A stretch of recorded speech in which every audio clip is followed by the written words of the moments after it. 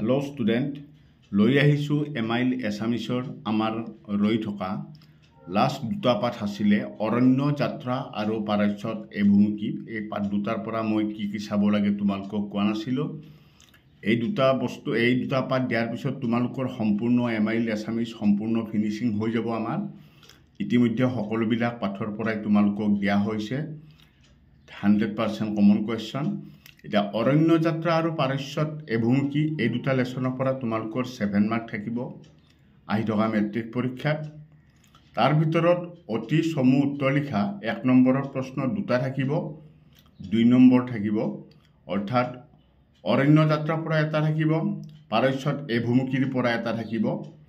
চমু উত্তৰ লিখা 2 নম্বৰৰ প্ৰশ্ন এটা থাকিব। এই 2 নম্বৰৰ প্ৰশ্নটো তোমাৰ অৰণ্য যাত্ৰাৰ পৰাও দিব পাৰে বা পাৰস্যত এভুমুকি এই লেচনটোৰ পৰাও দিব পাৰে। এটাই থাকিব, কিন্তু যিকোনো এটা লেচনৰ পৰাহে তোমালোকৰ থাকিব। আৰু ইয়াত তাৰমানে 2 নম্বৰৰ প্ৰশ্নটোত অৰ নাথাকে, আৰু 3 নম্বৰৰ প্ৰশ্ন এটা থাকিব, এইটোত নাইবা থাকিব বা অৰ থাকিব, অৰ্থাৎ অৰণ্য যাত্ৰাৰ পৰা এটা থাকিব আৰু পাৰস্যত এভুমুকিৰ পৰা এটা থাকিব।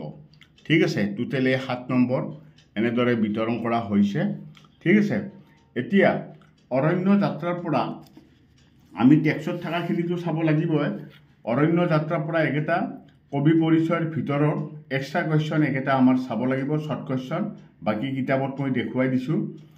অনুৰাধা শৰ্মা পূজাৰীয়ে সাহিত্য আৰু সংবাদ সেৱাৰ স্বীকৃতি স্বৰূপে কি বঁটা লাভ কৰিছিল?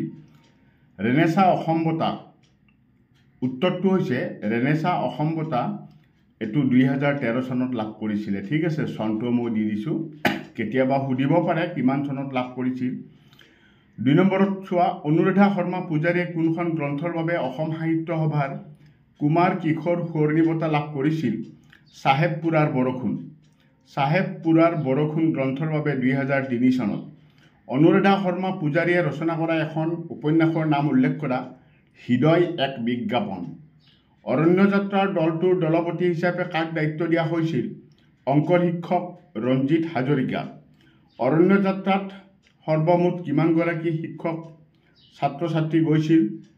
উত্তৰটো হৈছে 50 গৰাকী। এতিয়া আমি টেক্সৰ পৰা অলপ চাব লাগিব। টেক্সৰ পৰা এই লেচন দুটাৰ পৰা কি চাব লাগে মই তোমালোকক দি দিছোঁ। টেক্সত আহা। টেক্সত যদি আমি চাওঁ, আমাৰ অনুশীলনীৰ যেকেইটা শ্বৰ্ট কুৱেশ্যন আছে, শ্বৰ্ট কুৱেশ্যনকেইটা মই ষ্টাৰ চিন দিছোঁ যে এইকেইটা শ্বৰ্ট কুৱেশ্যনকেইটা তোমালোকে গোটেইকেইটা চাব লাগিব। বিদ্যালয়ৰ অষ্টম আৰু নৱম শ্ৰেণীৰ শিক্ষাৰ্থীসকলক কোনখন অৰণ্যলৈ নিয়াৰ সিদ্ধান্ত হৈছিল? এই শ্বৰ্ট কুৱেশ্যনকেইটা তোমালোকে গোটেইকেইটা চাবা। আৰু ৰেড কলমেদি মই যেকেইটা চিন দিছোঁ 3, 4, 5, 6, 8, 9, 10 এইকেইটা তোমালোকৰ লং কুৱেশ্যনৰ ভিতৰত তোমালোকে এইকেইটা চাব লাগিব। কাৰণ এইকেইটা লং কুৱেশ্যন চালে তোমাৰ পাৰস্যত এভুমুকিৰ পৰা নাচালেও হ'ব, তোমালোকৰ যি গতিকে অৰ থাকে। তো এই লং কুৱেশ্যনকেইটা ভালকৈ চাবা। তথাপিতো যদি তোমালোকে চোৱা পাৰস্যত এভুমুকিৰ পৰাও তোমালোকে কি চাবা মই দি দিছোঁ, চাই লোৱা। পাৰস্যত এভুমুকি লেচনটোৰ পৰা শ্বৰ্ট কুৱেশ্যন বহুত আছে। তো এই ষ্টাৰ চিন দিয়া যেকেইটা ষ্টাৰ চিন দিছোঁ মই ৰেড কলমেৰে, এইকেইটা তোমালোকে চাই ল'বা ভালদৰে, এইকেইটাৰ ভিতৰতে থাকে। ঠিক আছে, তাৰে পিছত দীঘল প্ৰশ্নৰ ভিতৰত যদি আমি যাওঁ, কুৱেশ্যন নম্বৰ 2 লাগিব, 3 লাগিব। ঠিক আছে, আৰু ইফালে চোৱা কি লাগিব, কুৱেশ্যন নম্বৰ 6 লাগিব।